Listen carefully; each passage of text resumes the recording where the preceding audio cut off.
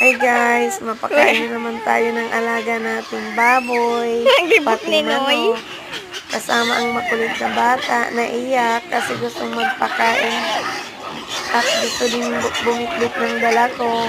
Pati manok kasama. Ayan na guys, nasurunod.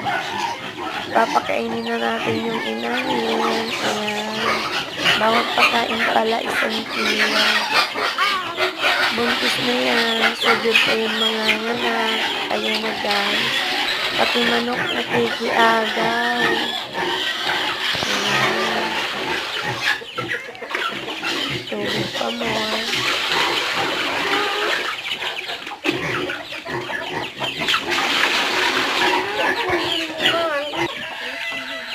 Ayan naman yung gagawin inahin. Kawawalan yan.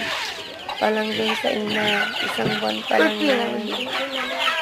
Gagawin yung inahin. Ayan, pati manok. Konti lang yan sa mama. Nasa bahay yung iba. Ayan na guys. Bye-bye. Yun lang.